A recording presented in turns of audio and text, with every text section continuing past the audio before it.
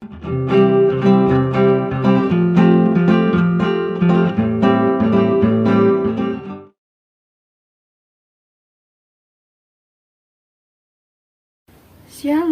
selamat pagi para pendengar dan pemirsa. Bertemu kembali dalam program Suluh, Suara Penyuluh, suatu program kerjasama antara Kantor Kementerian Agama Bimas Kristen Kota Salatiga dengan Radio Betani 107.7 Holy Family Station. Bersama dengan saya, Puji Rahayu, penyuluh agama Kristen non-PNS wilayah Kecamatan Argomulyo. Para pendengar dan pemirsa yang dikasihi Tuhan Yesus Kristus, saya berharap pagi ini semua dalam keadaan baik, sehat dan sukacita dan berlimpah berkat Tuhan. Sebelum kita memulai renungan pada pagi hari ini, mari kita siapkan hati dan berdoa. Bapa kami yang kami sembah, dalam nama Tuhan Yesus Kristus, Allah yang hidup, Allah yang layak dipuji dan disembah. Kami bersyukur untuk pagi hari ini Tuhan. Kami ada hari ini, itu semua karena kasih anugerah Tuhan. Tuhan, kami percaya bahwa rencana-Mu indah bagi kami pada hari ini. Saat ini Tuhan, kami mau mendengar firman-Mu, sabda firman yang sangat penting bagi kami. Kiranya Tuhan menjamah hati kami, agar kami mengerti, agar kami taat pada setiap kehendak-Mu, dan kami bisa melakukannya di dalam kehidupan kami. Di dalam nama Tuhan Yesus Kristus, kami berdoa, kami mengucap syukur Tuhan. Haleluya. Amin. Jemaat yang dikasihi Tuhan, judul renungan pada pagi hari ini adalah melahirkan perkara-perkara rohani. Jika kita mendengar kata melahirkan, pasti kita akan berpikir bahwa telah hadir seorang anak dalam sebuah keluarga yang kehadirannya sudah ditunggu-tunggu, dan itu pasti memang sangatlah diharapkan oleh orang tuanya. Pasti itu satu momen yang sangat membahagiakan ya, yang penuh dengan sukacita. Nah, kita ingat ya di dalam Alkitab kisah tentang Abraham dan Sarah yang begitu mendambakan hadirnya seorang anak di dalam kehidupan mereka. Akhirnya Sarah hamil dan melahirkan seorang anak bagi Abraham pada masa tuanya. Mereka pun menamai anak itu Ishak, yang artinya tertawa, sebab kelahirannya itu membawa tawa, sukacita, dan kebahagiaan besar bagi Abraham dan Sarah. Namun, kita tahu, seorang istri untuk bisa mengandung dan melahirkan ya, tentunya mengandung dengan normal ya, dan melahirkan seorang anak, dia akan melalui suatu proses, suatu tahapan yang pasti dilalui oleh setiap keluarga, oleh suami istri. Suatu hubungan intim yang terjadi di antara suami dan istri. Nah, dalam perkara rohani pun demikian. Kita sebagai bagian dari gereja Tuhan tentunya diharapkan juga melahirkan atau menghasilkan perkara-perkara ilahi di dalam kehidupan rohani kita. Bagaimana caranya? Ini pertanyaan yang timbul. Bagaimana caranya gereja Tuhan bisa melahirkan atau menghasilkan perkara-perkara ilahi di dalam kehidupan? Nah, jawabannya adalah bahwa gereja Tuhan harus memiliki hubungan intim dengan Allah. Keintiman dengan Allah, ya Bapak Ibu yang terkasih, keintiman dengan Allah itu akan menjadikan hidup kita dapat menghasilkan sesuatu yang dari Allah, sesuatu yang ilahi. Dalam Alkitab, Tuhan Yesus memberi perumpamaan pohon anggur untuk menggambarkan suatu hubungan intim dengan Dia. Satu ayat yang terdapat di dalam Yohanes 15 ayat 5 yang menjadi dasar dari pemberitaan firman Tuhan pada pagi hari ini, yaitu Yohanes 15 ayat 5. Akulah pokok anggur dan kamulah ranting-rantingnya. Barang siapa tinggal di dalam aku dan aku tinggal dan aku di dalam dia, ia berbuah banyak. Sebab di luar aku, kamu tidak dapat berbuat apa-apa. Jemaat yang dikasihi Tuhan, ayat ini menggambarkan suatu keintiman yang sangat menggetarkan hati. Kita ditantang untuk mau tinggal di dalam Dia. Tinggal di dalam Dia berarti menjadi satu dengannya, menjadi satu roh dengan Tuhan. Kalau kita mempelajari lebih lanjut makna frase tinggal di dalam Dia artinya itu lebih dalam daripada kata melekat. Melekat itu menempel yang kuat, tapi suatu saat masih bisa terlepas jika keadaan kita dalam keadaan lemah. Tetapi jika kita tinggal di dalam Tuhan, menjadi satu dengan Dia, itu berarti hidup roh kita itu tetap stabil, tetap teguh di dalam Kristus, dan kita tinggal di dalam firman-Nya, dan kita hidup dalam persekutuan yang intim dengan Dia.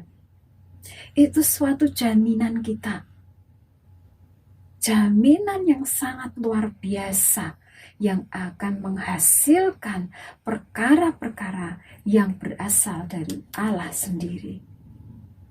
Namun, para pendengar dan pemirsa, keintiman dengan Allah bukanlah hal yang instan, bukan hal yang bisa mendadak terjadi, bukan suatu hal yang 1 jam atau 2 jam terjadi. Tetapi keintiman dengan Allah harus kita usahakan dan kita bangun, dilatih setiap hari, harus konsisten kita melakukannya. Kita akan belajar terus di dalam firman Tuhan pada pagi hari ini tentang kita hidup membangun keintiman bersama dengan Tuhan. Contoh atau teladan yang sangat sempurna di dalam membangun hubungan, membangun keintiman dengan Tuhan adalah Yesus sendiri. Yesus itu yang adalah sempurna bagi kita semua. Dia memberikan contoh bagaimana Ia terus-menerus membangun hubungan yang intim dengan Bapaknya. Pagi-pagi benar, ketika hari masih gelap, Yesus sudah duduk diam di bawah kaki Tuhan. Siang hari lagi, di tengah-tengah kesibukannya melayani orang-orang yang membutuhkan mujizatnya, Yesus melepaskan diri dari keramaian, dari banyak orang. Dia memberikan waktu khusus untuk dia kembali datang kepada Bapa. Malam hari juga, ketika kebanyakan orang sudah tidur, Yesus menyediakan waktu khusus untuk bersekutu dengan Bapa.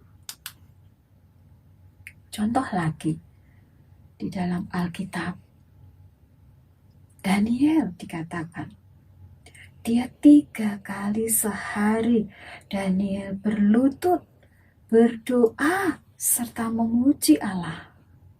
Dia membangun persekutuan yang intim, yang konsisten dengan Tuhan.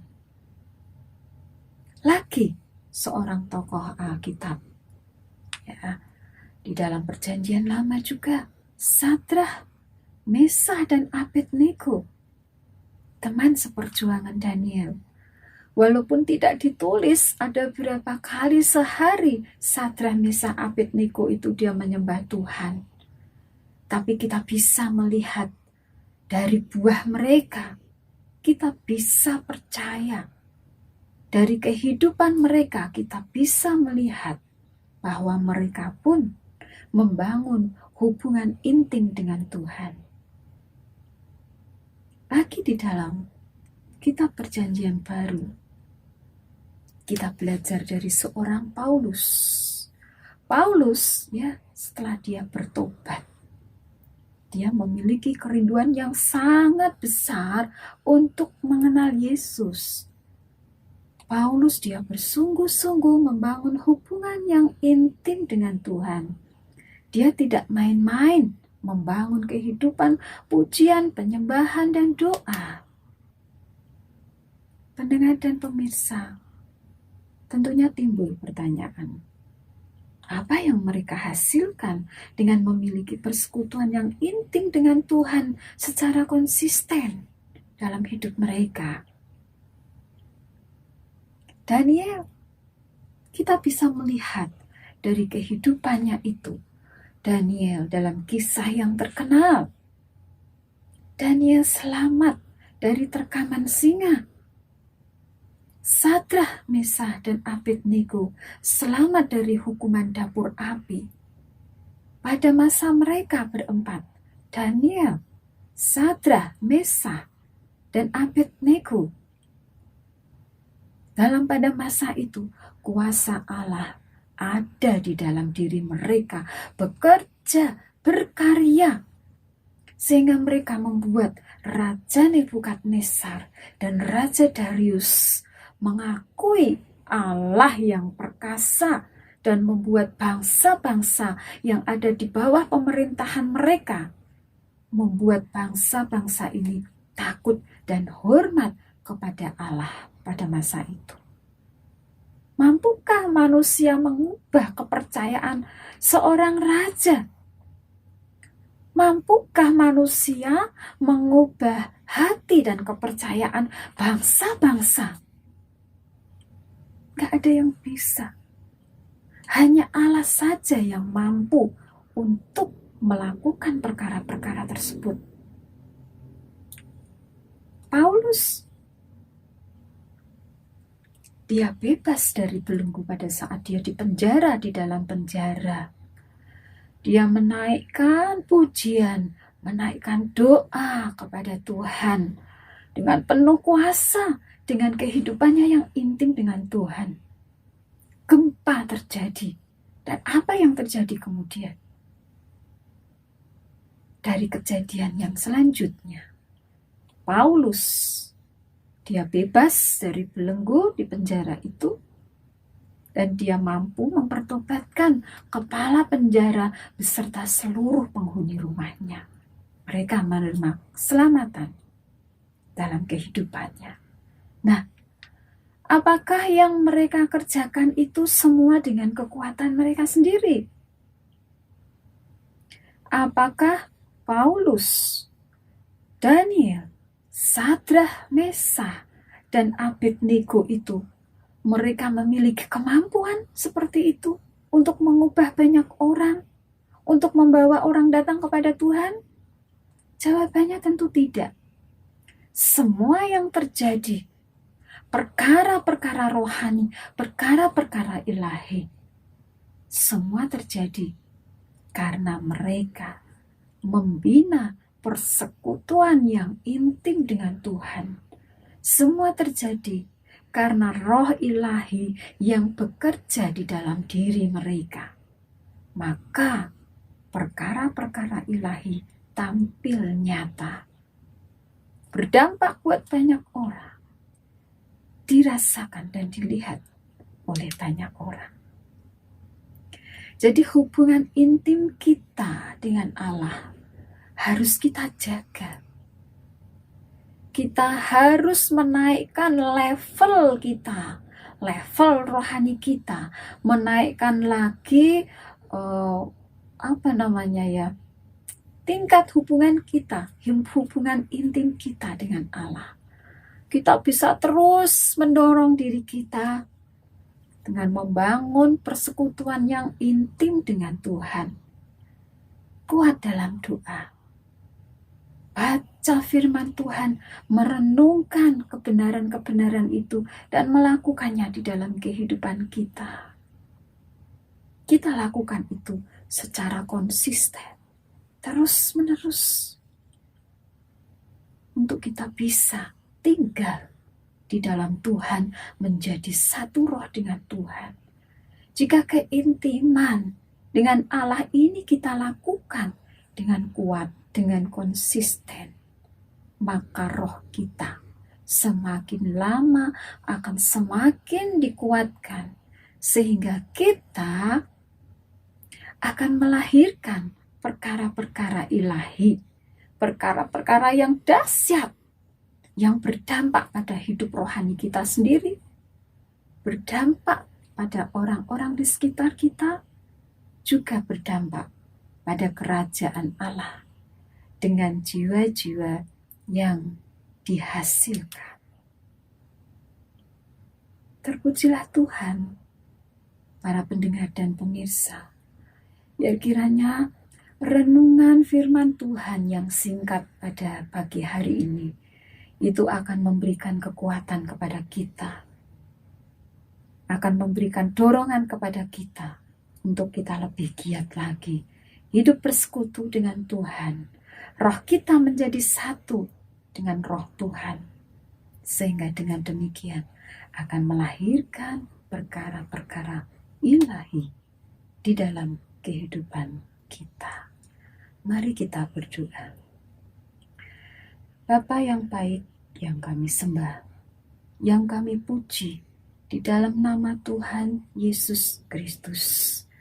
Kami percaya Tuhan pada firman-Mu di pagi hari ini.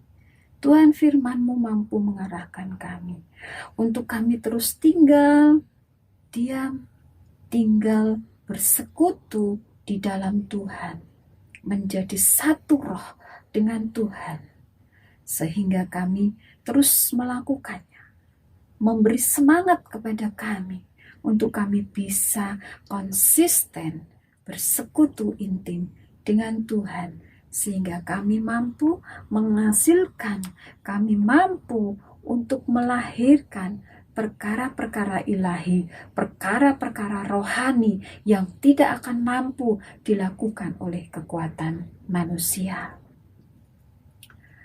Tuhan, kami juga berdoa. Kami percaya bahwa firman-Mu pun, kuasa-Mu pun bekerja untuk Radio Bethany FM. Tuhan memberkati radio ini menjadi alat, menjadi kepanjangan dari Tuhan. Kiranya Tuhan memberkati, kuasa Tuhan bekerja melalui siaran-siaran firman Tuhan yang dikumandangkan, sehingga firman-Mu memiliki kuasa, dan kuasa-Mu itu bekerja untuk menjamah, untuk memampukan, untuk membawa banyak orang datang kepada Tuhan. Mereka juga akan menerima dan akan mengalami karya-karya ilahi di dalam kehidupan mereka. Tuhan Yesus, kami juga memberkati untuk bangsa dan negara kami. Kami berdoa, kami memberkati Bapak Jokowi, Presiden kami, beserta dengan jajaran pemerintahannya Tuhan.